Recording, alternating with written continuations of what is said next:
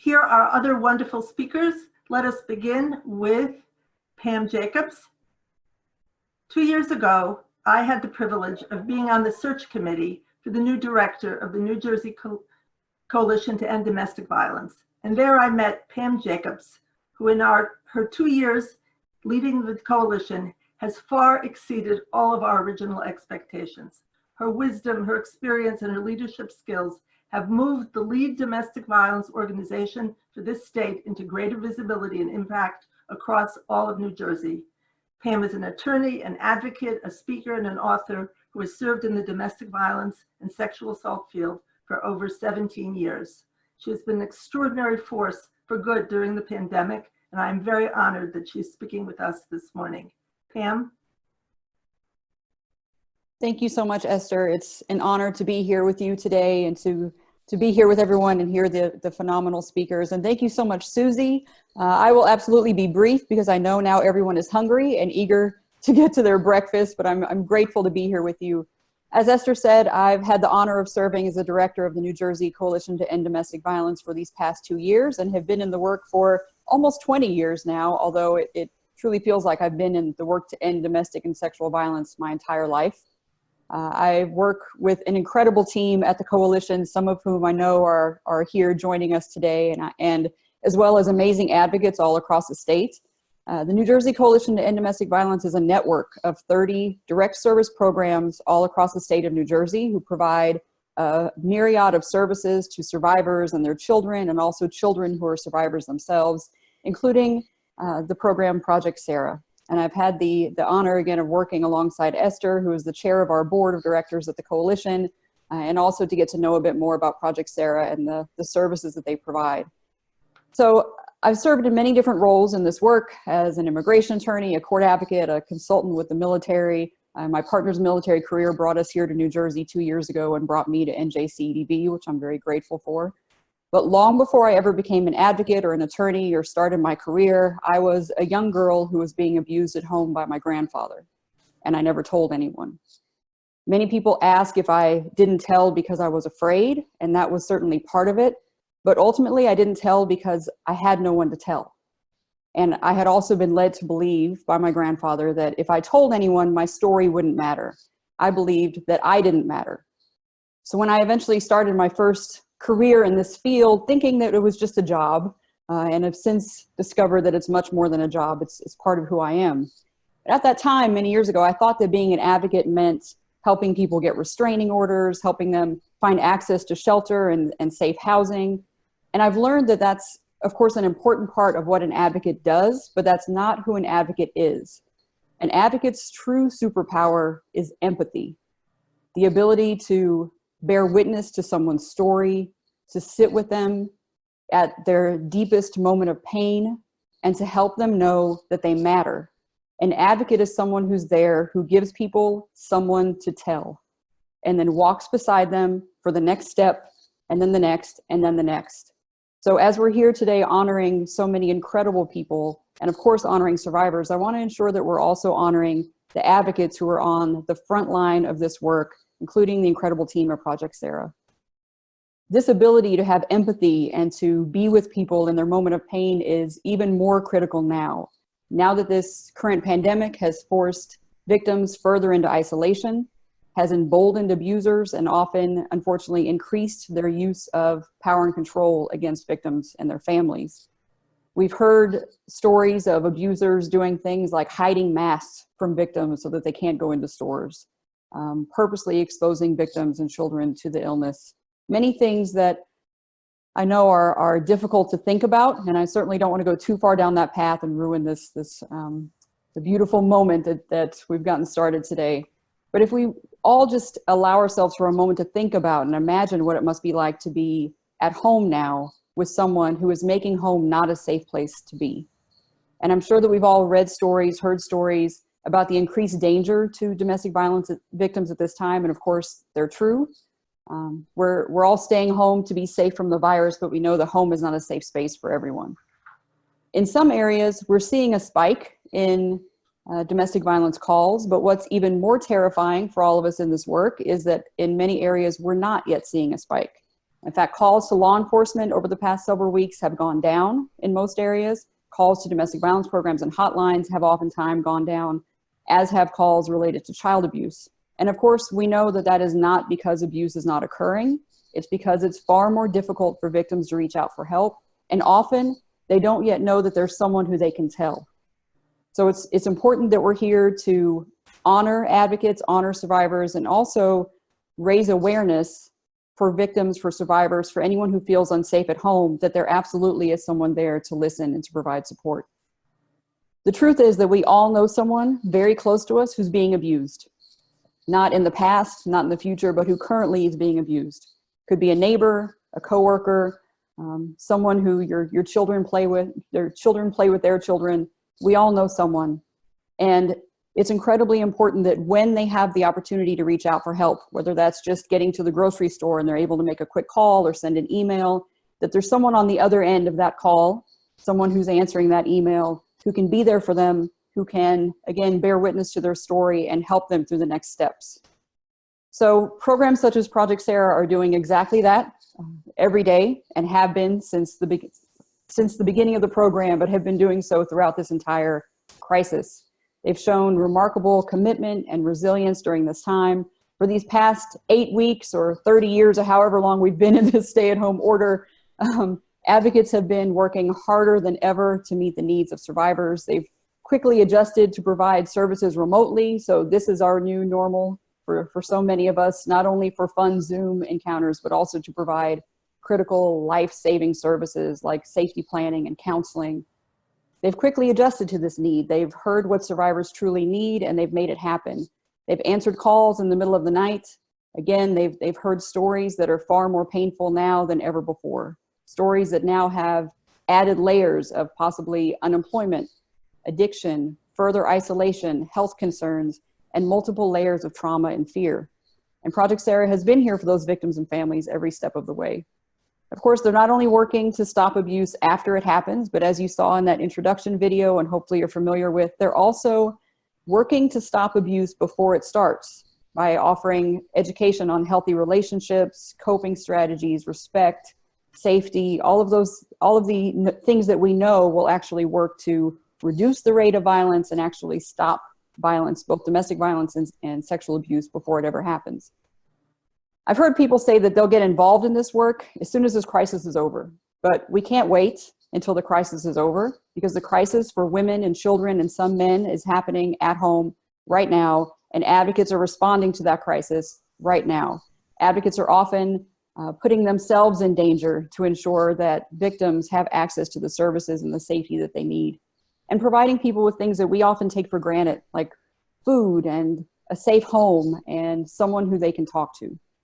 So I mentioned that an advocate's superpower is empathy, but even more so for culturally specific programs such as Project S.A.R.A.H, they have the added superpower and benefit of being able to understand the victim's perspective, what matters to them, the community that they come from, their traditions, the food, the struggles, the celebrations, the pain, and the joy. They're able to provide to victims what we all truly want, which is to be seen, to be heard, to be understood, and to know that we matter. They help to remove barriers and stigma that may be in place, in particular for survivors from marginalized communities. And I know we can all agree that the work of advocates is incredibly important and needed, especially more so now. But what you may not know is that meeting the needs of victims and survivors is even more difficult, sometimes more dangerous, and far more costly, or costlier now more than ever. Programs have had to invest in technology to provide remote services for survivors and families, and sometimes technology for families to be able to access those services. They've had to buy masks and gloves and cleaning supplies like we all have, but on such a larger scale to make sure that they can keep survivors and their staff safe. And they're often working with reduced staffing, as all of us are also caring for children and loved ones, and doing all of this while the fear of this violence of this virus is ever persistent for all of us. So yes, every day advocates are stepping up, and I want to share that at the beginning of this crisis, I met with all programs, and we offered so many different options to advocates to be able to take time off during this crisis. And what I saw all across the state is advocates saying, absolutely not. As long as I can be here to serve survivors, as long as survivors need me, I'm here. Every day they're showing up providing safety, resources, and hope. They're showing up to listen and empower, and they're showing up to save lives. And that's absolutely what's happening with the team at Project S.A.R.A.H. So as an advocate and as a survivor myself, I thank you, Project S.A.R.A.H, for what you do every single day for victims and their families all across New Jersey. I'm proud to work alongside Esther and her team. And to everyone watching, please don't wait until this crisis is over. I know this is an incredibly challenging time for all of us, but I also know that what helps us get through trauma is doing something to help others. We all want to know what we can do right now, and so this is your chance. Your help is needed now more than ever, and I promise you that every bit of help, whatever you're able to do, truly does matter. So I'm looking forward to hearing from the other incredible speakers, and I'm again grateful for the opportunity to be here with all of you. So let's please continue to work together to end violence in all of our communities, to honor survivors, to honor advocates, and to honor one another. Thank you. Thank you so much, Pam. Such a pleasure always to listen to you and to work alongside you. The work of helping victims is multifaceted. And this morning, you're going to have a chance to see some of the different people and the skills needed to help our victims. It's my pleasure now to introduce Susan Wiesen, who is from the Bergen County Legal Services, one of the founders of Project S.A.R.A.H, to talk with you a little bit about the legal resources that are available to victims during this time. Susan? New Jersey Legal Services for over 33 years in the family unit. I have handled domestic violence cases since the passage of the Prevention of Domestic Violence law in New Jersey in 1991. Domestic violence is a particularly painful process as it involves one's nearest and dearest, the people who are supposed to love and care for the victim. Consequently, the victims struggle with many emotional, psychological, and financial issues.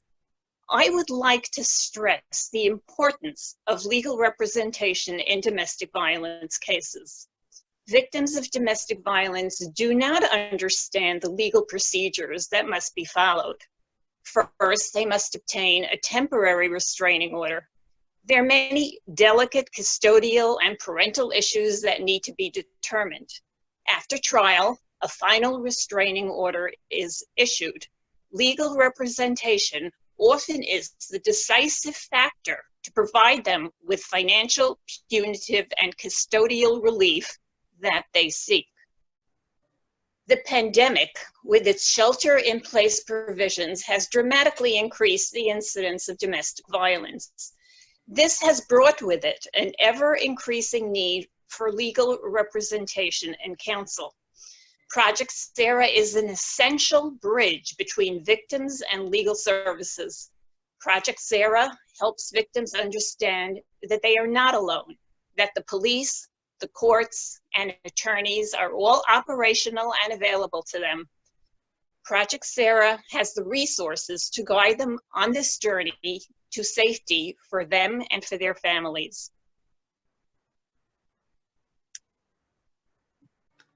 Thank you, Susan. An old friend and a man who needs no introduction, Dr. David Pelcovitz, has been part of our Project S.A.R.A.H since our first rabbinic training. He's always available to support our work, to offer consultation whenever we need it. We are very honored to have him take time from his very busy role as the STRAUS Chair in Psychology and Education at the AZRIELI Graduate School at Yeshiva University to speak with us this morning. Dr. Pelcovitz. Thank you. I'm so honored to be included, especially after so many inspiring earlier speakers. I wanted to start just by focusing a little bit on some thoughts about stigma and feeling alone at a time like this in terms of women living with, or men living with ongoing domestic violence, the feeling that it's your fault, and for us to recognize that the ultimate antidote is support. Let me share with you a study that often flashes through my mind you know, as I was reviewing once again the amazing work that Project S.A.R.A.H does. It was one of the earliest school shootings in 1991 in a school in California. And a well-known trauma expert, Dr. Bob Pinus at UCLA, was trying to figure out why was it that there were 2 9-year-olds pinned down by the gunfire, exactly the same level of proximity from the shooting. And one of the kids was incapacitated with severe post-traumatic stress disorder, and the other child, just as close and in just as much danger, seemed to be completely resilient. He seemed to be doing fine. So he interviewed the resilient child and he asked him, what's the secret of why you're doing so well? So the kid said, I'm not sure, except that the week before the shooting, my community sponsored an earthquake preparation course. And when I heard the shooting, I thought to myself, you know something? This is just like an earthquake.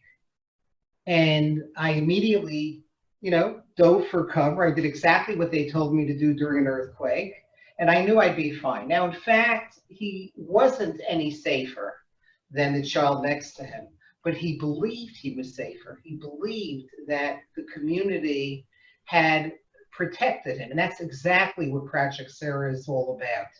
Is time after time, as I review the amazing work that Project S.A.R.A.H does, it's giving the most vulnerable members of our population, survivors of domestic violence, of sexual abuse, and the entire community. It does the equivalent of that earthquake preparation course in terms of making people, especially now during the pandemic, feel less alone, feel more supported.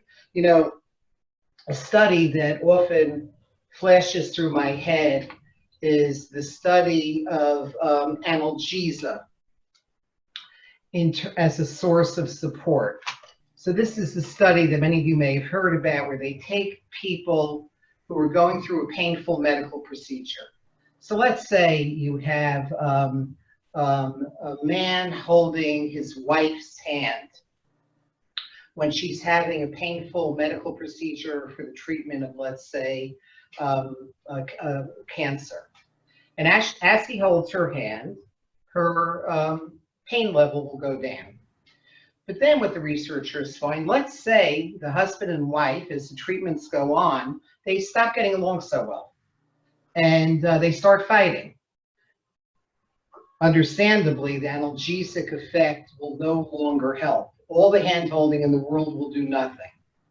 But then, in a fascinating new line of research in this area, they find something they can't quite explain. First of all, they do marital therapy with that couple to help them get along better. And then the analgesic effect returns. But then the other thing that they do is they figure out a way to have the husband who is in the room with his wife feel empathy and give a rating on the scale of 1 to 10 about how much pain he thinks his wife is in. This doesn't have to be a wife. It could be a close friend. It could be a child. It could be a parent. It could be any iteration of a relationship, a close relationship. And it turns out, like, let's say the woman is experiencing on a subjective unit of distress scale, on a scale of 1 to 10, a pain level of 8. And he has no way of seeing her anymore. The experimenters rig it so that he no longer has any direct feedback about how much pain she's in. There's pretty much a perfect ability on the part of the husband to imagine how much pain his wife is in. There's a connection, there's an invisible connection that comes with caring and a history of caring. And I find that very often members of the community, therapists, rabbis, all the people who were educated by Project S.A.R.A.H, I find that very often we underestimate the power of being at people's sides. And we have to constantly remind ourselves of that power. Another point I wanted to focus on a little bit is the point of Hashavas Aveda. Let me explain to you what I mean by that. There's a biblical imperative that we need to be at people's sides when they're struggling. It isn't an option in Judaism. We have to be there, especially at a time like this, in a time of pandemic. We have to be there praying and hoping and supporting those who are least fortunate. I learned with Rabbi Pam, who was my rabbi, my teacher for a number of years in the rabbinical school I had gone to. And he used to tell us something that always stuck with me. He said, when you have a chance to help somebody who's going through terrible pain, here he was talking about actually child sexual abuse, and you don't, he says it's a severe, severe biblical prohibition, and it's the prohibition of ha'alama. We're not allowed to pretend that we don't see the suffering of others because we're overwhelmed with our own time pressures or our own difficulties. It's very tempting at such times to just sort of shut down and almost lie to ourselves. So he says you absolutely have a major kind of religious obligation to do everything you can. There are no excuses to help that person. But then he says, among the many mitzvahs that you are being Mekayim, that you are getting credit for when you're there at their side, is the mitzvah of Hashavas Aveda, returning to somebody a lost object, because you're returning to them their soul. And I've seen that over and over again. The people who Project S.A.R.A.H work with are constantly coming back and showing that the knowledge that they're not alone, it returns the spark in their eye. It gives them that sense of hope. The Hebrew word for hope is tikva, right? Embedded in the word tikva is the word kav, or a cord, meaning we're not dangling alone. There's always a connection between us and God, and between us and our community.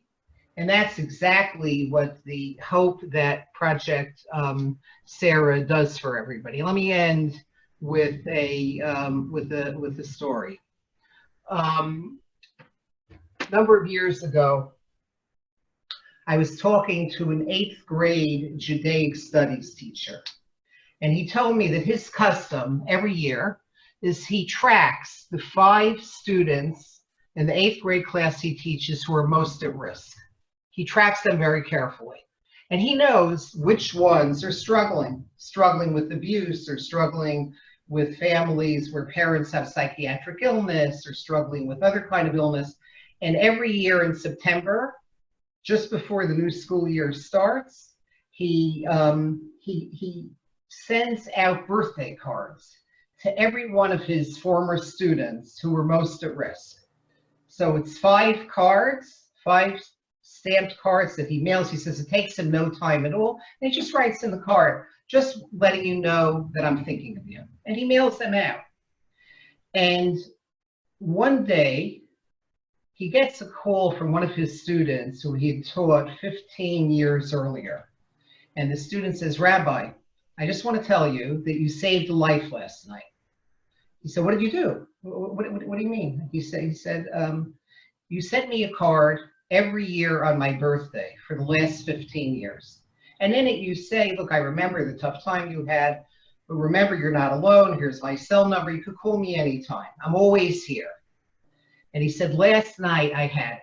You know, I've been struggling with depression. I've been struggling with the impact of growing up in an emotionally abusive household. and I finally had it. I'm living in a one-room studio apartment. I go and I take all of the medication I've been saving up for my depression and my anxiety, and I'm sitting on the bed in my studio apartment, and in one hand I have the medicine. In the other hand, I have a glass of water. And as I'm taking the medicine to put it in my mouth and about to drink the glass of water, out of the corner of my eye, I see on a shelf 15 birthday cards that you've been sending me over the years. And I think to myself, I'm not alone. Somebody cares about me.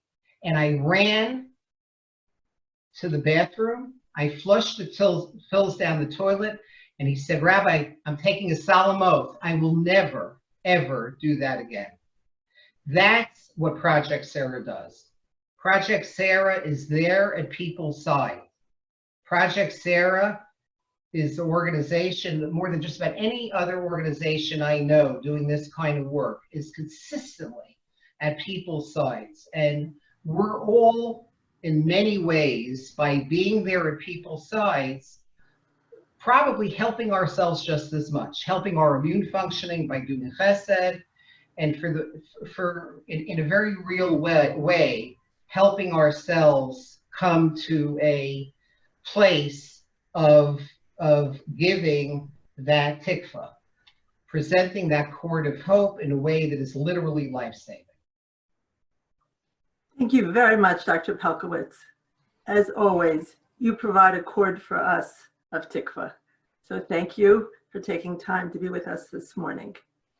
It is now my pleasure to present Senator Loretta Weinberg. I hope she's here. Senator Weinberg has always come to our breakfast. She's been an unflagging supporter of Project S.A.R.A.H. She has secured funding for us as part of the state budget. She has been swamped with work on behalf of her constituents during this crisis. And yet she made time, I hope, to join us today. Senator Weinberg? Esther? Yes, you're here. Amazing. Good morning. Good morning. Good morning. Good morning to all of you. And as I was sitting here watching all of this, I had kind of a random thought that I hope interchanges like this during this awful time that we are all living through are somehow archived someplace for future generations to learn how people found ways to reach out to each other, as Dr. Pelcovitz just talked about, to hold someone else's hand, even virtually. So that's kind of my wish that comes out of the virtual aspect of what we're doing here. And the only thing I miss about Project S.A.R.A.H is I was looking for the buffet table with the wonderful bagels and lox and fresh fruits, and nothing is around me. So, but to the serious work that all of you are doing, to listen to Pam, who talked about advocacy, to listen to the legal services, which is such an important part of our structure for Project S.A.R.A.H and so many other places. And certainly, I was struck so much by Dr. Pelcovitz's talk, because as we work our way through this pandemic, and as all of us, I'm sure, know someone who has died from this illness, and some people who have been in hospital rooms all by themselves, and it is the nurses and the healthcare providers who held those hands. So we see it at all levels of our society. But Project S.A.R.A.H serves the important cause that all of you have talked about, whether it is holding someone's hand, as Pam said, making someone realize that they matter, or as the doctor said, to know that people have reached out to you and that you are not alone. And then to be provided with legal help it is so important. And each day when Governor Murphy does his press event, the superintendent of the state police, Superintendent Callahan, gives statistics. And he said issues around domestic violence reports have fallen by 16%. That was the latest report. I think I heard that either yesterday or Friday. And then went on to say, we don't think domestic violence has fallen, but the issues around being able to report have made it more difficult for victims since they are very often confined in their homes right now with their abusers. So to have Project S.A.R.A.H there to reach out, to find ways to help victims of domestic violence in language, customs, observances that you have a unique understanding of. So I want to say thank you right across the board to all of you. You know, I'm a witness to it and an advocate on the resource side. And as we go through tough budget problems in the very near future, hopefully we can still fight for those resources, but it's going to be more difficult. But I want to, pardon me, thank Esther. I love seeing your smiling face there on my screen. I want to thank the advocates, the legal representatives, the counselors, the doctors, the lawyers who help you get through to help other people. So I'm really here, as I said, to listen, to continue learning, and to applaud all the work that all of you do. So thank you for including me. And I look forward to next year's breakfast in 3 dimensions. Thank you very much, Senator. It's our honor to have you here this morning.